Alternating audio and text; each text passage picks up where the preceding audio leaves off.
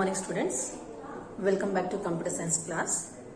Today we'll discuss about third generation of computers. Already we completed first generation of computers, second generation of computers. What advantage we have in first generation, second generation, what disadvantages we had in first generation and disadvantages in the second generation. Okay, so in the first generation the technology used was vacuum tubes. In the second generation the technology used was transistors. Now we'll discuss about the third generation of computers. Okay, so third generation of computers, the period was 1965 to 1971. Okay, what was the period? 1965 to 1971. And in this generation, the technology used was integrated circuits, ICs. Okay, what technology we used in the third generation? ICs. And one IC chip is equals to many of transistors. Okay, one IC chip is equals to many of transistors. So obviously it will decrease the size of the computer.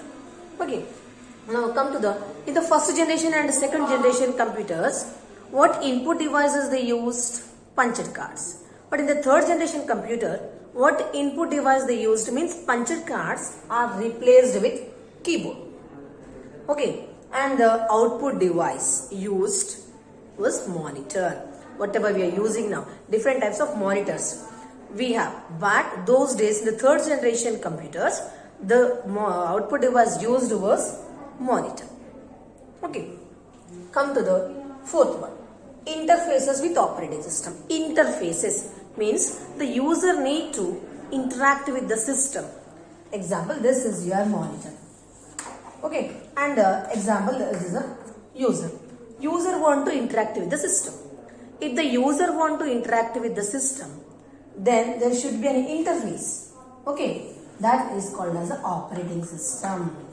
Okay, in the third generation computer, they introduced operating system. In the third generation computer, remote processing was there, time sharing was there, because operating system was there. Okay, so operating system here, the user is using operating system as an interface to operate the system in the third generation of computers. Now, remote processing and time sharing was also possible, and they used high level languages like COBOL, Fortran and Pascal. Understood? Only two things you need to remember. The period was 1965 to 1971. Next, what technology they used? Integrated circuit. Okay, what input devices they used? Keyboard and mouse. What output device they used? Monitor in the third generation of computer. And they introduced operating system, and that operating system provides an interface between user and the system. And in the third generation computer, they used high level languages like a Fortran and COBOL. Okay, next we'll come to the advantages of third generation computers. Advantages of third generation computers. Advantages of third generation. Third generation. Okay. So first thing is, the size of the computers becomes small. Why it is become small? Because in the third generation computers, they used ICs. ICs, as I already said, one IC equals to many transistors. Okay, here size is very less compared to the previous generations. Okay, compared to the previous generations. And in third generation computers, the size is not only less, but it works very efficiently, because here we are using ICs, and it is used to generate less heat, and the computation speed was nanoseconds,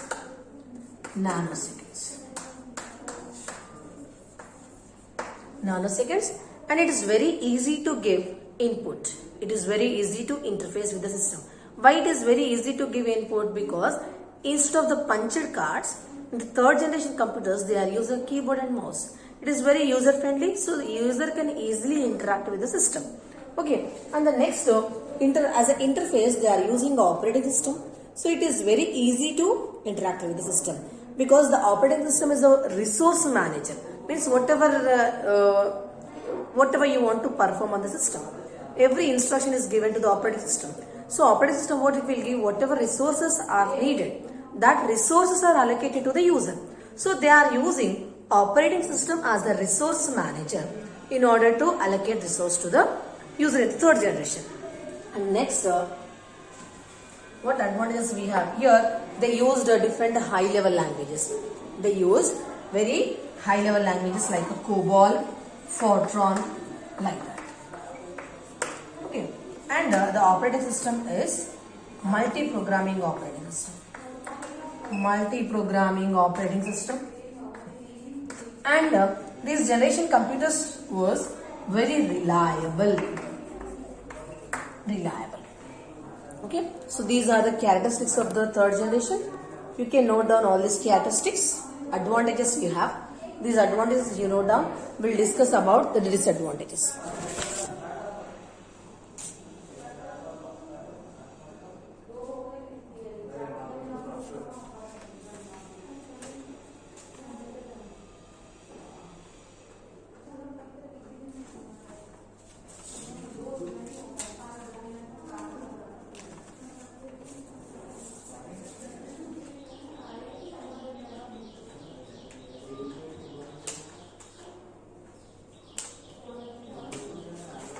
And here we have one more advantage also. One you can take as a high storage. High storage. Okay. It is used to accommodate large amount of data because there it is used a hard disk as a second storage. So you can store large volume of data. Okay.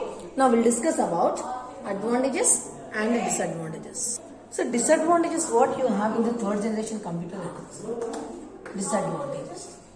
The disadvantages what we had in the third generation computers, it is using the technology of ICs. So it is difficult to maintain the IC chips.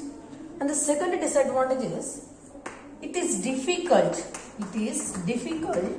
to manufacture ICs because it required highly and sophisticated technology. Okay, it required highly and sophisticated technology. Next, it required AC, but it is not that much important compared to the previous generation. It required very less, means it required a less cooling system. Okay, so these are three disadvantages. First one is maintaining IC is difficult, and in order to manufacture ICs, a new technology is required. And next, cooling system is less cooling system is required compared to the first generation computer, second generation computers. Okay, you note on the disadvantages.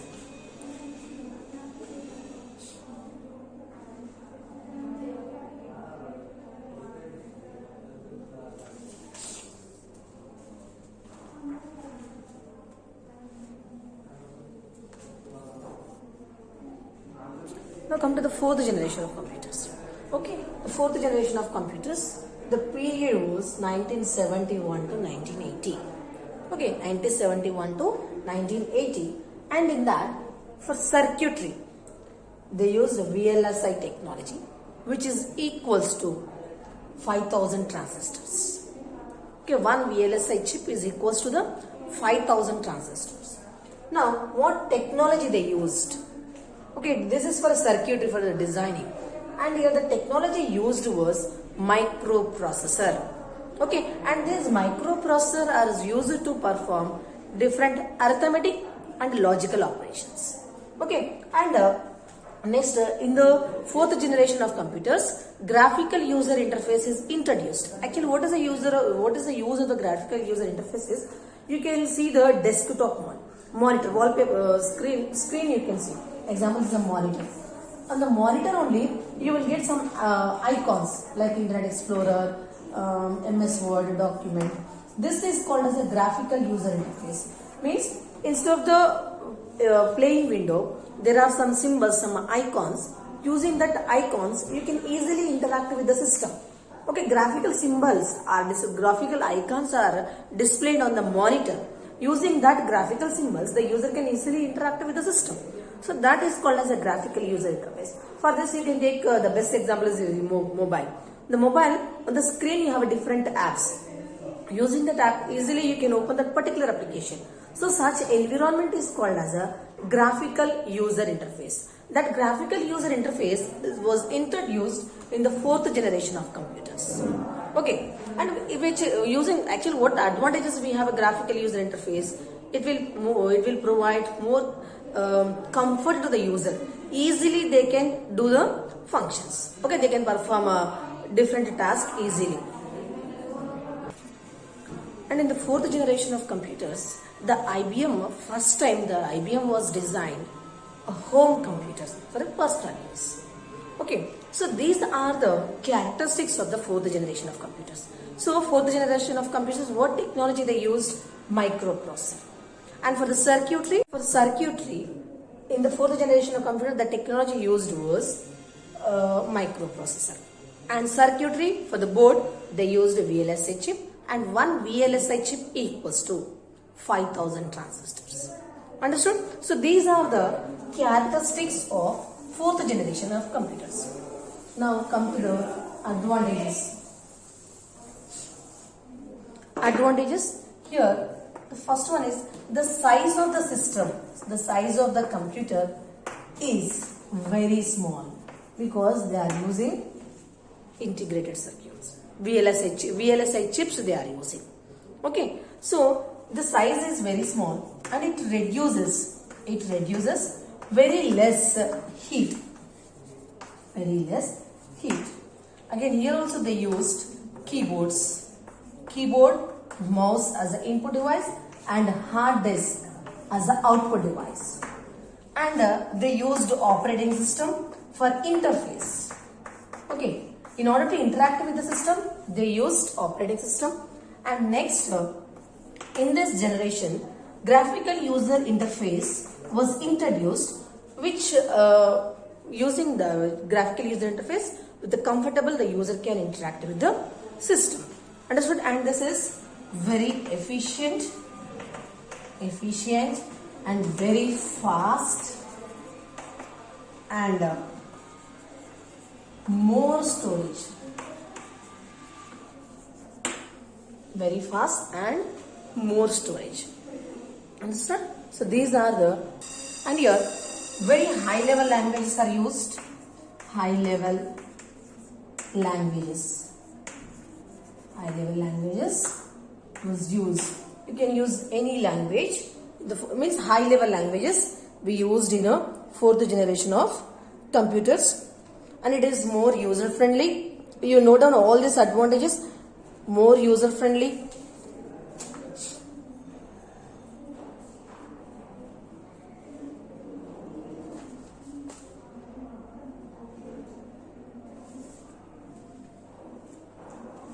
High level languages like a C, C++ you can take.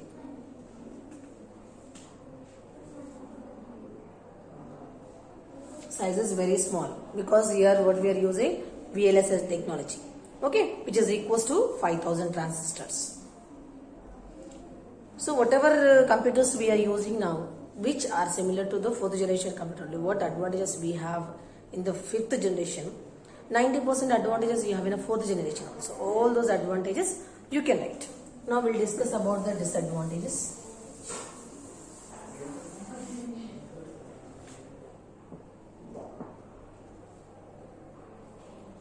Again, here disadvantages come to VLSI chip.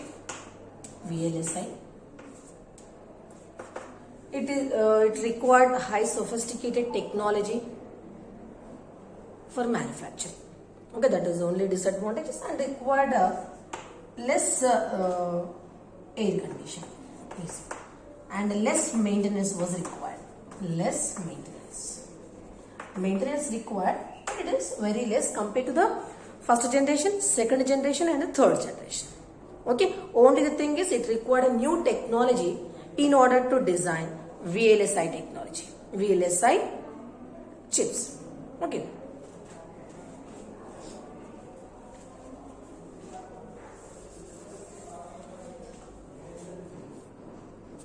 Now we'll discuss about the fifth generation of computers.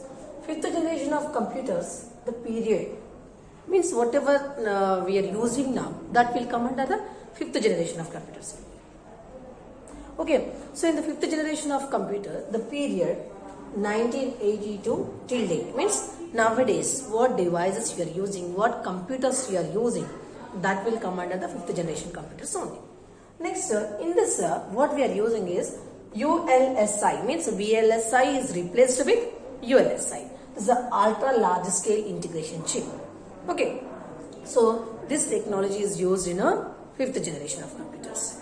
Next, actually what is the aim of the fifth generation of computers? Whatever features you have in a fourth generation of computers, all those features we have in a fifth generation of computers only. But in the fifth generation of computers, what is the main aim? What they want means what they want to do is they want to design a system, a device such that it which should respond to the natural language. If you take example like a Google Assistant, if you'll ask any particular video, it will play, means which is responding, means which is identifying, which is recognizing the user requirement. So in the fifth generation of computers, it is working based on the artificial intelligence. Artificial intelligence means the system should respond to the natural languages, means it should identify the voice according to the user requirement, according to the user request. How the user will give, it means the user will give input like a voice, what they want. So the system should respond to that request. So the system should work based on artificial intelligence. It means the system should design such that it should respond to the natural language. Okay, and the system should be capable of organizing itself. Okay, and self-learning. That characteristics we have in a fifth generation of computers. Only the technology ULSI. And from 1982, whatever systems are there, that will come under the fifth generation only.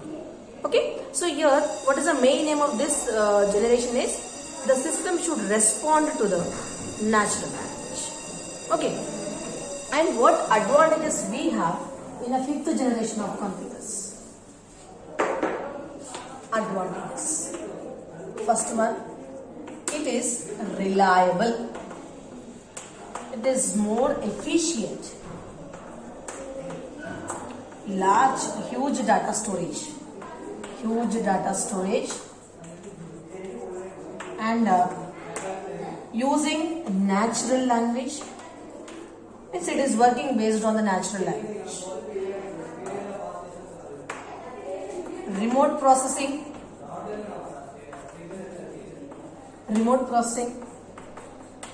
parallel processing,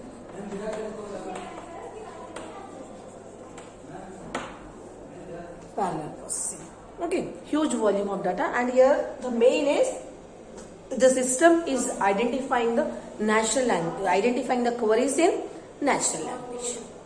Okay, so these are the advantages. You know the advantages. And here you are using superconductor technology. Superconductor technology.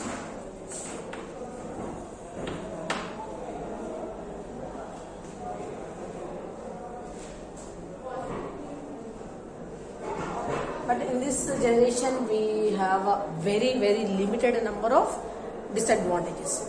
Okay, because here we need a very low level languages in order to recognize the user voice. Okay, means if you want system to work based on the artificial intelligence, it needs a very low level language. Only that disadvantage we have in a fifth generation of computers. Okay, understood? So this is about your generations of computers. Once we'll go through the different generations. Okay, so here first variation will get. First generation, second generation, third generation, fourth,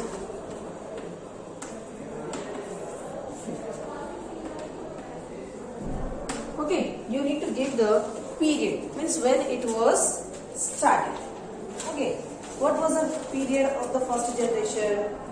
1946 to 1946 to 1959. 1946 to 1959. And second generation 1959 to 1965. And third generation 1965 to 1971. Fourth generation 1971 to 1980. Fifth generation 1980 onwards. Okay, so you need to give this variation. Next, what technology used in the first generation? Vacuum tubes. In the second generation, transistors. Okay, and in the third generation, integrated circuits. Here VLSI, the microprocessor, and here ULSI. It's technology. First one is a period, the second one is a technology. Now come to the input devices. Here in the first generation, punched cards. The second generation, punched cards. Third generation, keyboard. Here also keyboard and mouse. Here also keyboard and mouse. Here actually input you can give as a voice also, because it is working based on a artificial intelligence. Now come to the languages. In the first generation, machine language. The second generation, assembly language. The third generation, again high level language, like a C. Here also high level languages. Here also high level languages. Okay, like this, each and every whatever characteristics I have given, based on that you should give the variation. Understood? One is period, the second is the technology, input, and next what language they used, what output devices they used, and what extra we have, reliable or not. Okay, such things you can include. Means you can differentiate each and every generation based on the different points. Understood? You take screenshot of this.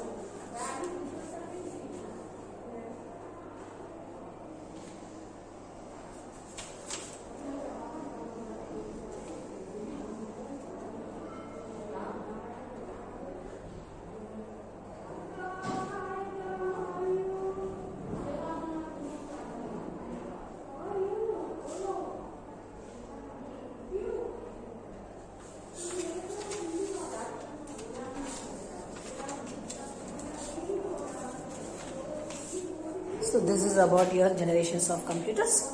Okay. So generation of computers means in the particular decade, what the technological advancement was there. Based on that, we have different types of generations. First generation, second, third, fourth, fifth. Whatever generation right now we have is a fifth generation, which is mainly focusing on artificial intelligence.